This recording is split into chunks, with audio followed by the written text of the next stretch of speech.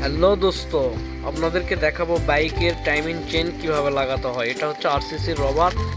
এখানে আরেকটি বিষয়, আরসিসি টেনশনার কিন্তু এক প্যাকেটে দুইটো থাকে, সেটা আপনারা দেখে নেবেন। টাইমিং চেনটা আমরা ঢুকিয়ে রাখছি। এবার আরসিসি মাঝখানেরটা কিভাবে লাগাতে হয় দেখুন।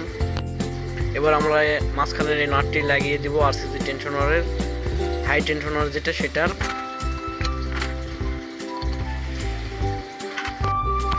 ম্যাগনেটটি লাগিয়ে আমরা টাইমিং অ্যাডজাস্টিংয়ের যে টি চিহ্নটা আছে এটা অ্যাডজাস্ট করতে হবে। আর জেডসি উপরে যে চিহ্নটা আছে এই চিহ্নর সাথে মাপ করতে হবে, এই টি এর চিহ্নটা মাপ করার পর এইভাবে আপনাদের টাইমিং চেনটি লাগাতে হবে।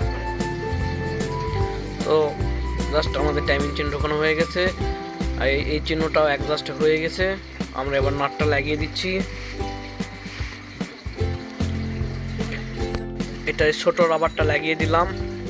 এবার চেন অ্যাডজাস্টিংয়ের যে স্টিকটা আছে সেইটা ঢুকিয়ে দিলাম। তারপর নাটটা আমরা লাগিয়ে দিতেছি। নাট টাইট হয়ে গেছে। এবার সার্কিটের নিচে যে রাবারটা, সেই রাবার দুইটা লাগিয়ে দিতে হবে। এখানে 30-42 4-5 একটা সার্কিট অয়েল সেল লাগাইতেছি। অয়েল সেলের মাপটা সবসময় ফলো করবেন, কম বেশি হলে কিন্তু আপনার এই সাইড দিয়ে মোবাইল পড়বে। ভিডিওটি ভালো লাগলে অবশ্যই লাইক, কমেন্টস এবং শেয়ার করে দিবেন।